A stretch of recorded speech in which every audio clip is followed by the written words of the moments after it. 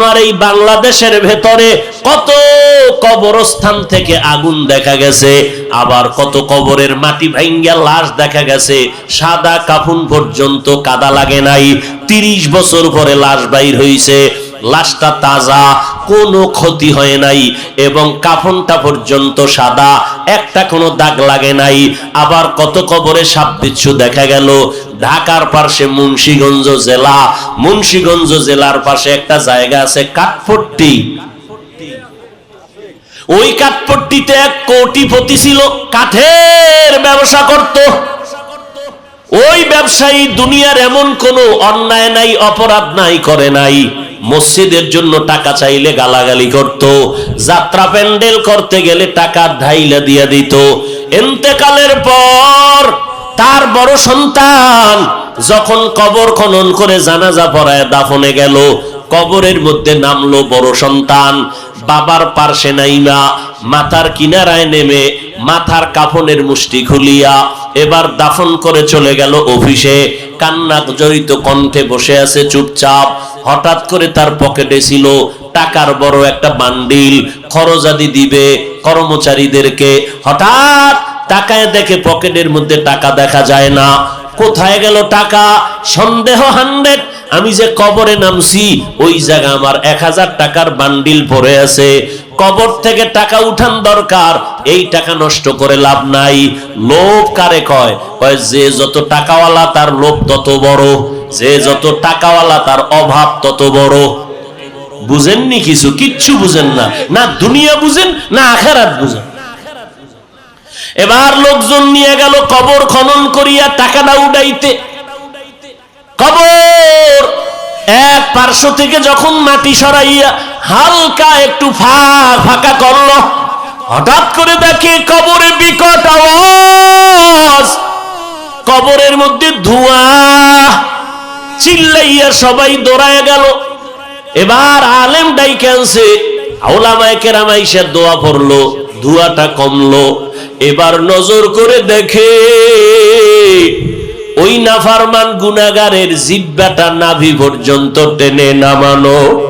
ছেলে কান্না করে বেহুশ হয়ে গেল। আমার আল্লাহ দুনিয়াতেই দেখায় দেয়। 2013 সালে আমি হজে গেছি, তার আগের সাল কত? 2012 সালে আমার উস্তাদ মাদানীনগর মাদ্রাসায় পড়ায় এখনো। হুজুর হজের থেকে আইসা 13 সালে বললেন, ও বাবা, আমাদের কাফেলায় যখন হজে গেলাম, ঢাকার জমিনের একটা বড় লোক সন্তান নিয়ে হজে রওনা। এয়ারপোর্টে ঢুইকা আমরা সবাই এহরামের কাপড় পরে ফেললাম, ওই বড় লোকটাও বললো, কিন্তু কেমন কেমন ভাব।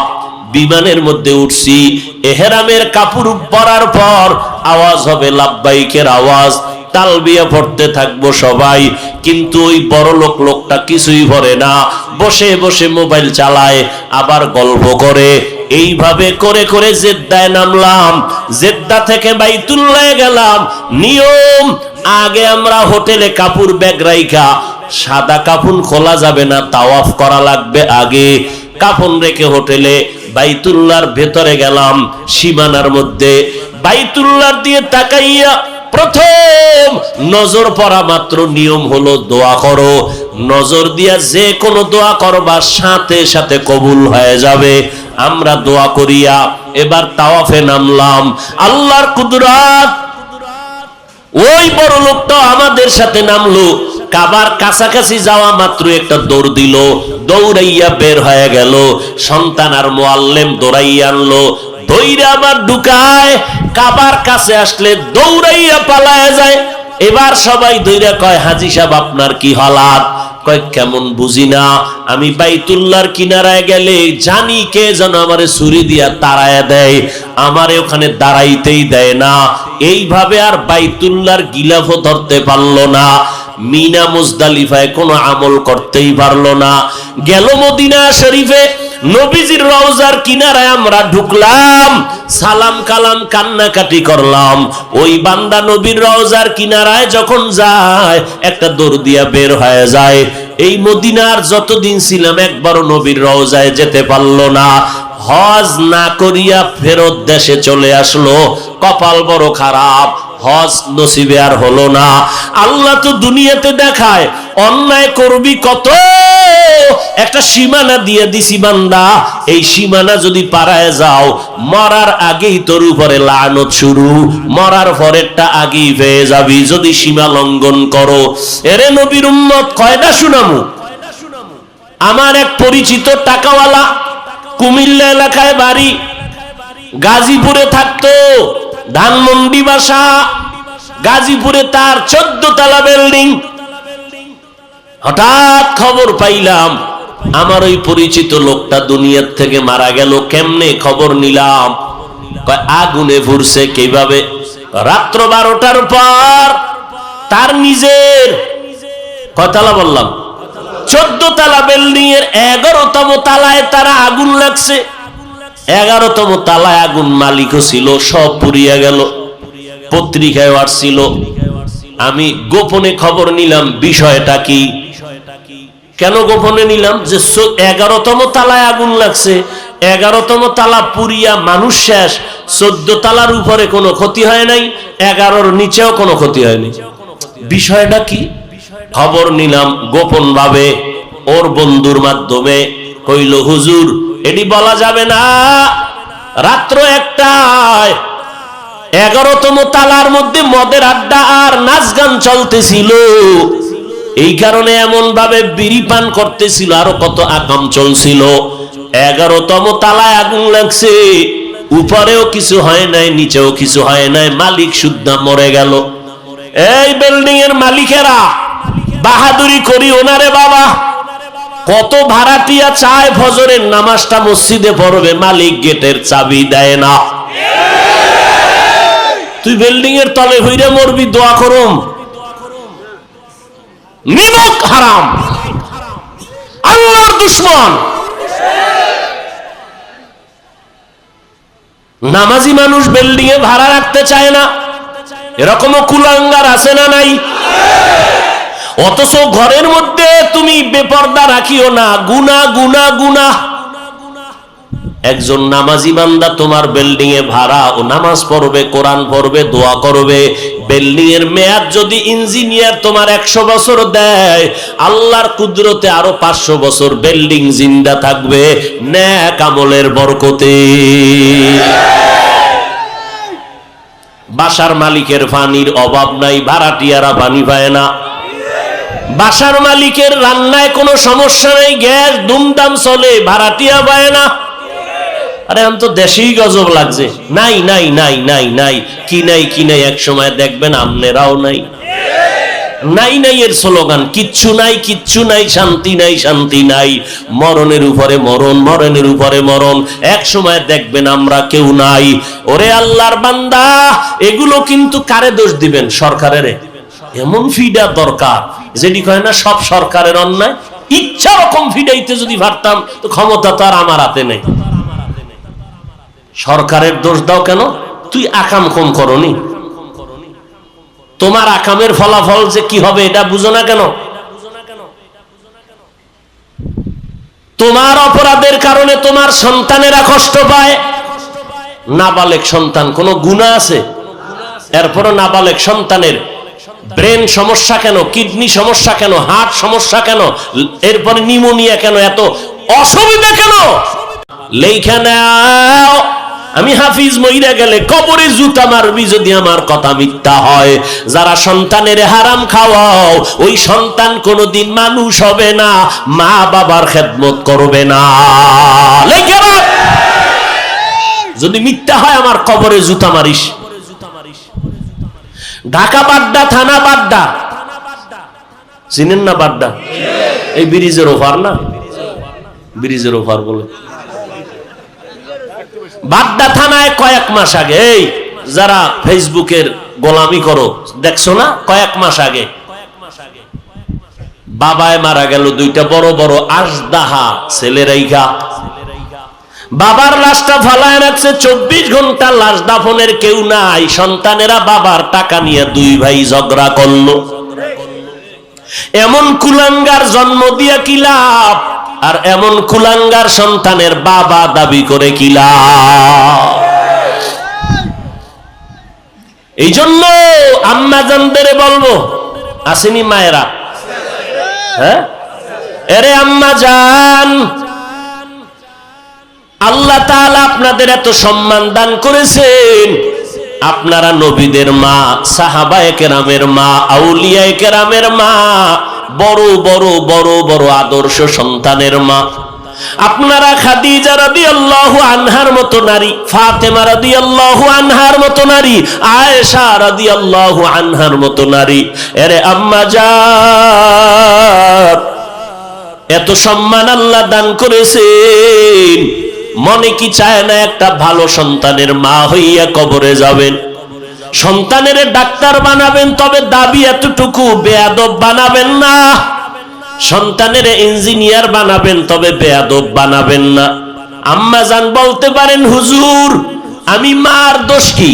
সন্তান তো উল্টা পাল্টা পথে চলে, আমি মাকে তো মানে না, আমি মায়ের খেদমত করে না। আম্মা জান, ইমাম গজালি বিশ্ববরেণ্য দার্শনিক, তিনি বলেন প্রত্যেকটা সন্তানের জন্য মা হইল তার প্রাথমিক শিক্ষিকা। আব্বাকে বলে না কেন? সন্তান বাবার তুলনায় মাকে ফলো করে বেশি, সন্তান বাবার তুলনায় মায়ের কাছে সময় কাটায়, এই জন্য মায়ের ভূমিকা থাকতে হবে বেশি। আম্মা জান, মদিনার নবী বলেন, আদ-দুনিয়া কুল্লুহা মাতা, আখাইরু মাতা'আদ দুনিয়া আল ইমরাআতুস সালিহা। দুনিয়ার সব হলো সম্পদ, এর মধ্যে উৎকৃষ্ট সম্পদ হলো পর্দাশীলা নারী, নেককারিনী মহিলা। গাছ ভালো তো ফল ভালো, একটা স্বামী নামাজ পড়ে না, গাঞ্জা খায়, মদ খায়, গুনার কাজ করে, একটা স্ত্রী যদি আল্লাহওয়ালা হয়, ওই স্বামীকে কন্ট্রোল করা অতি সহজ। কিন্তু একটা স্বামী আল্লাহওয়ালা, স্ত্রী উল্টা পাল্টা, এই স্ত্রীকে কন্ট্রোল করা বড় কঠিন। আল্লাহ হেদায়েত দান করুন। এরে আম্মা জান, আর একটা কথা মনে রাখেন, আব্বা আম্মারা সবাই, আপনি দুনিয়াতে জীবনে যত আকাম করছেন, এইটা আপনার সন্তানেরা জীবনেও যদি না জানে, তওবা যদি না করেন, তাই সন্তানের ভিতরে অটোমেটিক ওই চরিত্র ঢুকে যাবে। এটা মনে রাখেন আব্বা আম্মারা। এক বাবায় সন্তান বড় হইছে, মনে করেন 4-5 বছর, বাচ্চা ধরেন, এটারে নিয়ে হাত ধরে গেছে কোনাপাড়া ফলের দোকানে। কোথায়?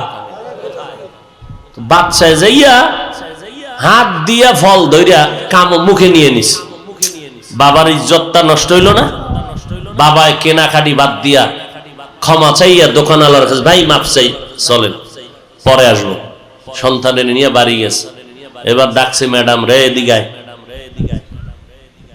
আমার জীবনে কোনোদিন আমি কারো হক নষ্ট করি নাই, আমার বিশ্বাস 100। কারো জিনিস আমি না জিগাইয়া ধরি নাই, নষ্ট করি নাই।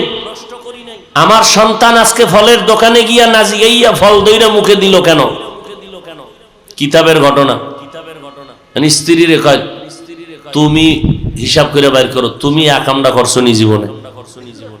স্ত্রী কয়, না আমিও করি নাই। না তুই নাইলে আমি করছি, নাইলে শিশু বাচ্চাই অন্যায় করবে না। খুঁজতে খুঁজতে খুঁজতে খুঁজতে পাওয়া গেল, হ্যাঁ মা। মা একদিন বাবার ঘরে থাকতে পাশের বাড়ির গাছের ফল ছিঁড়ছিল, ফল ছিঁড়ে খাইছিল। মনে পড়ছে, এই অবস্থাটা সন্তানের মধ্যে ঢুকে গেছে। কোন মোনাজাতে কাম হইব না, নিজের আদর্শকে সুন্দর করা দরকার। এই যে এতক্ষণ বয়ান শুনাইলাম, কি বুঝলেন? যে আমরা সব হুজুরেরা জান্নাতি আর আপনারা জাহান্নামী। কি এতক্ষণ বয়ান কইরা কি বুঝাইলাম? যে ভাগরি ভরা লাগবে, টুপি ভরা লাগবে, দাড়ি লম্বা করা লাগবে, 24 ঘন্টা তসবিহ রাখা লাগবে, নাইলে জান্নাত নাই। এইটা বুঝাইছি। আপনি স্কুলে পড়েন, কলেজে পড়েন, চাকরি করেন, ব্যবসা করেন, ধন্যবাদ, কাম করবেন রসুলের হুকুম মতো 5 বেলার নামাজ। এরপরে উদাহরণ দিলাম আপনার পাশের জাতিকে, আমার হুজুর না, আপনার সাথের বন্ধু নামাজ পড়ে, আপনি কেন পারবেন না? ঘরের মধ্যে বহু নারী এখনো আছে যারা 5 বেলার নামাজ পড়ে তাহাজ্জুদও পড়ে, নাই এরকম নারী এই এলাকায় নাই? এরা কিন্তু কোন আল্লাহওয়ালার বউ না। স্বামী নামাজ পড়ে না, স্ত্রী 5 ওয়াক্ত নামাজি, নফল রোজা রাখে, আর স্বামী বেচারা ফরজও রাখে না। এই জন্য আল্লাহ বললেন সব মানুষ জাহান্নামে যাবে, 4 গুণ আলা মানুষ জান্নাতে। 1 নাম্বার গুণ ঈমান, দ্বিতীয় গুণের নাম নেক আমল। মাত্র 2টা, ঈমানও আছে আমলও করতেছেন, জান্নাত রেডি না আরো 2টা বাকি? অন্যকে দাওয়াত দাও, যারা মানে না তাদেরকে অন্যায় করলে বাধা প্রদান করো। নিজে গান শুনি না এতটুকু হবে না, যারা গান শুনে গান বন্ধ করো। সন্তান গানের তার কানে লাগাইয়া ঘুমায়, আজরাইল আইসা যদি দেখে তোর গানে কানের মধ্যে হিন্দি গানের তাল লাগানো, কেমন ফিডা শুরু হয়ে যাবে মরার সময়। এই জান কবজের সময় কিন্তু ফিডা ফিডি, সোজা পাও বাঁকা হয়ে যায় গুনার কারণে। এরে আল্লাহর বান্দা, কয়দিন আর বাহাদুরি করবা? কই আমি বড় বক্তা, তুমি শ্রোতা, তুমি বড় ডাক্তার, আমি রুগী। এই বাহাদুরি আজরাইল আসা পর্যন্ত ঠিক আছে। আজরাইল আইসা যখন টান দিবে, সাদা কাফনে যেদিন ঢুকবো ওই দিন সবার বাহাদুরি বন্ধ। আমার কাফনে কি লেখা থাকবে? বড় হুজুরের লাশ। কি কে ধনী, কে গরিব, কে ইঞ্জিনিয়ার, কে মূর্খ, কোনো ভেদাভেদ নাই, সব লাশ সমান। কাফন 3টা, ডাক্তারের কাফনটা একটু কালার আলাদা, রিক্সা ড্রাইভারের কাফনের কালার যেমন, কোটিপতির কাফনের কালারও তেমন। তার কবরটা যেই পরিমাণ, ধনী লোকের কবরও সেই পরিমাণ। ধনী মানুষের টাকার গরমে একটা কাফন বাড়াইয়াও দিবে না, রিক্সা ড্রাইভারের গরিব হওয়ার কারণে একটা কাফন কমাইয়াও কেউ দিবে না। 3টা। কথা ঠিক নি? কিসের বাহাদুরি করেন? এইবার কবরে শোয়াইয়া যখন চলে যাবেন, আমার এখন কবরে ডানে বামে সামনে পেছনে মাটি, কেউ নাই, আমি এখন একা। ওই কবরে এখন আমার কেউ নাই। কই মা, কই টাকা, কই বাড়ি? যমুনা গ্রুপের মালিক গেল কই? কই গেল যমুনার মালিক? কোটি কোটি টাকা দিয়ে কয় ডাক্তার স্পেশাল ফ্লাইটে সিঙ্গাপুরে নিয়ে যাও, কত হাজার কোটি টাকা লাগবে, নাও, আমারে করোনার থেকে বাঁচায় দাও। করোনায় বাঁচাইতে পারে নাই, আজ যমুনার টাকা পয়সার অভাব নাই, মালিকটা খালি হাতে কবরে চলে গেল। কিসের বাহাদুরি করো রে বাবা? আল্লাহর কাছে মাথা নত করো, তওবা করো।